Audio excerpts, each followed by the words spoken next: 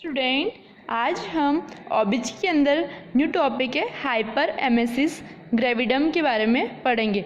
ठीक है, इसको वॉमिटिंग इन प्रेगनेंसी भी कहते हैं। प्रेगनेंसी के अंदर वॉमिटिंग जो होती है उसको हम हाइपर एमेसिस ग्रेविडम कहते हैं। हाइपर मतलब एक्सेसिव, एमेसिस मतलब वॉमिटिंग और ग्रेविडम मतलब ड्यूरिंग प्रेगनेंसी। क्लियर? हाइपर मतलब ज़्यादा होना, बहुत ज़्यादा। एमेसिस का मीनिंग क्या है? वॉमिटिंग।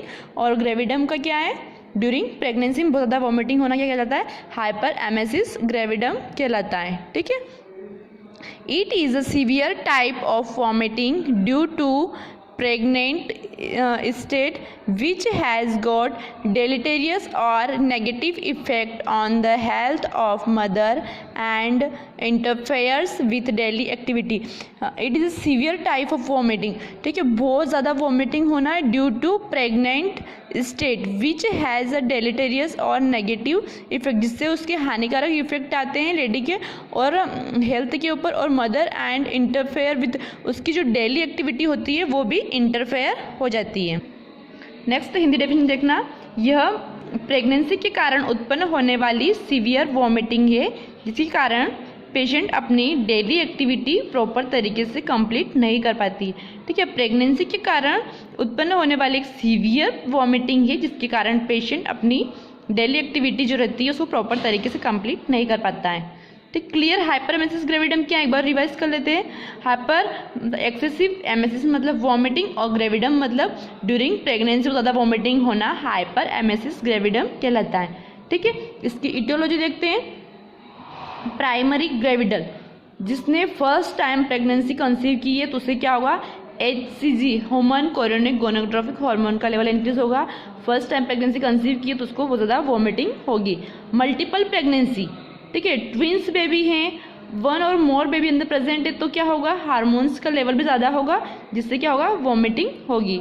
एक्टोपिक प्रेगनेंसी, आपको मैंने एक्टोपिक प्रेगनेंसी पढ़ा दिया है, इसका असाइनमेंट भी आपको बनाने के लिए दिया है। एक्टोपिक प्रेगनेंसी का मीनिंग है कि pregnancy implant outside the uterus, uterus से आउटसाइड इम्प्लांटेशन है तो उसको भी क्या होगा? एक्सेसिव वॉमिटिंग होगी। प्रायर हाइपर एमेसिस ग्रेविडम, इससे पहले लेडीज ने यदि और कोई प्रेगनेंसी कंसीव की थी जिसके कारण उसको वॉमिट, उस प्रीवियस प्रेगनेंसी में भी उसको हाइपर एमेसिस ग्रेविडम हुआ था तो इस प्रेगनेंसी के अंदर भी होगा क्योंकि प्रायर उसको भी पहले ये कंडीशन हो चुकी है। हाइड्रेटिफॉर्म वॉल, यूट्रस के अंदर कोई भी सिस्ट का फॉर्म हो जाना। नॉन कैंसरियस ट्यूमर्स मतलब कोई भी ट्यूमर फॉर्म हुआ है बट वो कैंसर्स का नहीं है, नॉर्मल कोई भी ट्यूमर फॉर्म हो जाना यूट्रस के अंदर, वो क्या कहता है? Hydatidiform wall. नेक्स्ट है एससीजी ऑन लेवल, एससीजी का जो लेवल है वो क्या हो रहा है? एससीजी ऑन लेवल इंक्रीज होना, जो एससीजी हार्मोन का लेवल इंक्रीज होता है जिस कारण वॉमिटिंग होती है लेडीज को during pregnancy. Clear etiology?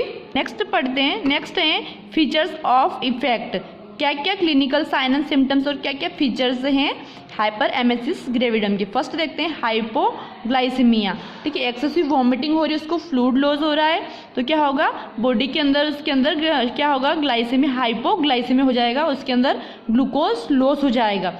Fluid loss, excessive vomiting हो रही तो ऑब्वियसली फ्लूइड का लॉस होना ही है।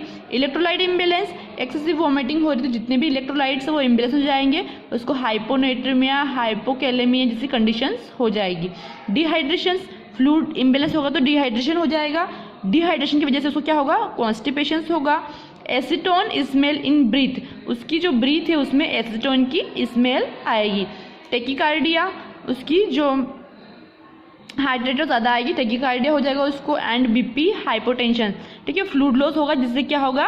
उसको हाइपोटेंशन हो जाएगा क्योंकि हाइपोनेट्रीमिया वगैरह फ्लूइड इम्बेलेंस भी और इसके कारण क्या होगा? उसको बीपी भी हाइपोटेंशन हो जाएगा। ओलिगोयूरिया, यूरिन का अमाउंट कम हो जाएगा।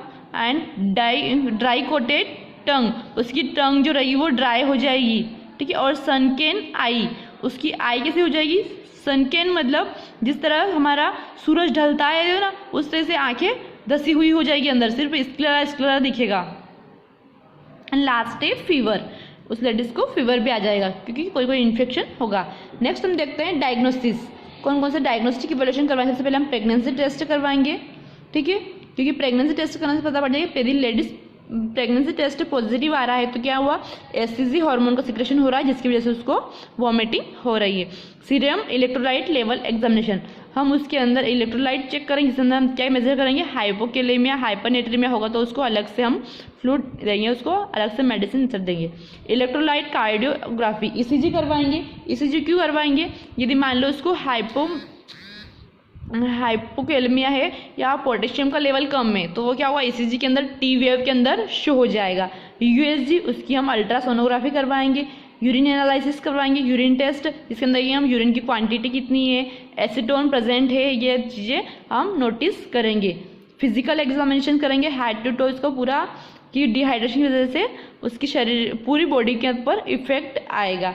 X ray examination and blood investigation ETC सारे डायग्नोसिस करेंगे। Clear diagnosis and clinical features and etiology and definitions, all student clear. Next पढ़ेंगे हम complications of hyper emesis gravidarum. किसी को कंटिन्यूस वॉमिटिंग हो रही है तो उसको क्या क्या कॉम्प्लिकेशन होगा, सीवियर डिहाइड्रेशन, बहुत ज़्यादा मात्रा में फ्लूइड लॉस हो जाएगा, एंड एनीमिया, ठीक है। हाइपोवोलेमिक शॉक, वॉल्यूम कम हो रहा है इससे क्या होगा उसको हाइपोवोलेमिक शॉक। माल न्यूट्रिशंस, बहुत ज़्यादा माल नरिश्ड हो जाएगी वो। जॉइंडिस, लीवर के अंदर भी प्रॉब्लम हो तो उसको क्या करेगा, जॉइंडिस कॉज करेगा। स्ट्रेस वियर इन स्टमक, कोई भी स्टमक रिलेटेड प्रॉब्लम होती है उसको क्या होगा, स्ट्रेस होगा। एंजाइटी डिसऑर्डर होगा एंड वर्निक्स इंसेफेलोपैथी, ये सारे क्या होगी, कॉम्प्लिकेशंस हो जाएंगे, ठीक है। अब नेक्स्ट देखते हैं हम मैनेजमेंट।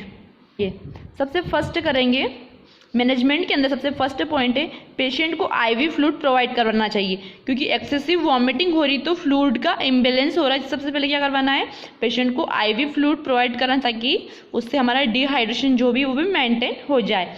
पेशेंट के सीरम इलेक्ट्रोलाइट लेवल की फ्रीक्वेंसी की जांच की जानी चाहिए जिससे फ्लूइड रिक्वायरमेंट की गणना की जा सके। पेशेंट के अंदर जो सीरम इलेक्ट्रोलाइट लेवल की फ्रीक्वेंसी की जांच का कितना इलेक्ट्रोलाइट टेस्ट हो रहा है उससे पता पड़ जाएगा कितना इलेक्ट्रोलाइट इम्बेलेंस हुआ है, जिसके बाद फ्लूइड का रिक्वायरमेंट जितना भी है उसकी हमें काउंटिंग करके उतना फ्लूइड प्रोवाइड करवाना है। पेशेंट को डेली लगभग 3 लीटर्स IV फ्लूइड देना जाना चाहिए। कितना देना है डेली, पेशेंट को 3 लीटर्स अप्रोक्सीमेट IV फ्लूइड देना है। पेशेंट को साइकोथेरेपी प्रोवाइड की जानी चाहिए, ठीक है। पेशेंट को साइकोलॉजिकल सपोर्ट देना है कि आप ठीक हो जाओगे, ठीक है। समझाना इसको कि प्रेगनेंसी के दौरान ये चीज़ें होना नॉर्मल बात है। इन ड्रग के साथ साथ कौन कौन से ड्रग, साइकोथेरेपी दे रहे हैं हम, IV फ्लूइड दे रहे हैं, इलेक्ट्रोलाइट थेरेपी दे रहे हैं, इनके साथ साथ हमें क्या देना है, मेटोक्लोप्रामाइड रेगलान का यूज़ करना चाहिए, ठीक है। मेटोक्लोप्रामाइड रेगलान जो होती है वो एंटीएमेटिक ड्रग होती है, इस ड्रग का भी यूज़ इन फ्लूइड के साथ करना चाहिए, ठीक है, क्लियर। नेक्स्ट पॉइंट देखते हैं, एमेसिस साइकिल को रोकने के लिए कीटो एसिड का ट्रीटमेंट किया जाना चाहिए। इसके लिए पर्याप्त मात्रा में IV फ्लूइड प्रोवाइड करना चाहिए। कीटो एसिडोसिस क्या है, डायबिटिक कंडीशन है, ये जो हाइपोग्लाइसीमिया होने के कारण हो रही है, तो इसका ट्रीटमेंट करना चाहिए। इसके लिए हमको क्या देना है, IV फ्लूइड प्रॉपर प्रोवाइड करवाना है। इन्फेक्शन है, इन्फेक्शन की संभावना होने पर एंटीबायोटिक दी जानी चाहिए। यदि आपको ऐसा लग रहा है कि कोई भी इन्फेक्शन हो सकता है पेशेंट की बॉडी में तो हमें क्या देना है, एंटीबायोटिक देनी। कौन कौन सी है, अमाइकासिन एंड जेंटामाइसिन। अमाइकासिन कितना है, 500 mg IV BD देना है, and gentamicin 500 mg IV BD दे सकते हैं, अकॉर्डिंग टू डॉक्टर प्रिस्क्रिप्शन के अकॉर्डिंग देते हैं हम। हाइपोवोलेमिया शॉक की रोकथाम के लिए पेशेंट को पर्याप्त मात्रा में ओरल फ्लूइड देना। हाइपोवोलेमिक शॉक को प्रिवेंट करने के लिए IV फ्लूइड तो दे ही रहे हैं, साथ में हमको एडिक्वेट अमाउंट में ओरल फ्लूइड भी दिए जाने चाहिए। पेशेंट के यूरिन आउटपुट का पता लगाने के लिए इसमें IO चार्ट मेंटेन करना चाहिए, ठीक है। पेशेंट का यूरिन आउटपुट चेक करने के लिए हमें IO चार्ट मेंटेन करना है, कितना इनटेक हमने दिया है और आउटपुट कितना हुआ है। ओलिगोयूरिया की कंडीशन में डाययूरेटिक्स का यूज़ किया जाना चाहिए। किसी को ओलिगोयूरिया तो उसकी कंडीशन में क्या है, डाययूरेटिक का यूज़ करना चाहिए, फ्रुसेमाइड प्रोवाइड करना चाहिए एंड पेशेंट को मेंटेन करना चाहिए। पेशेंट को पर्याप्त मात्रा में विटामिन B दिए जाने चाहिए, ठीक है। प्रॉपर विटामिन B देने हैं, इसके लिए पॉलीबियोन मल्टीविटामिन का यूज़ किया जाना चाहिए, ठीक है। प्रॉपर विटामिन का मेंटेनेंस पेशेंट के अंदर करना है एंड पेशेंट की डेली एक्टिविटी में हेल्प करना चाहिए। पेशेंट की जो डेली एक्टिविटी लाइफ है उसमें आपको सपोर्ट करना है। क्लियर हाइपर एमेसिस ग्रेविडम, एक बार और रिकॉल करें। इसकी डेफिनेशन देखना, हाइपर एमेसिस ग्रेविडम क्या है? हाइपर मतलब एक्सेसिव, एमेसिस मतलब वॉमिटिंग एंड ग्रेविडम मतलब ड्यूरिंग प्रेगनेंसी। ड्यूरिंग प्रेगनेंसी के अंदर ज़्यादातर वॉमिटिंग होना हाइपर एमेसिस ग्रेविडम कहलाता है, जिसमें पेशेंट अपनी डेली एक्टिविटी भी प्रॉपर से नहीं कर पाता है। ठीक है, क्लियर।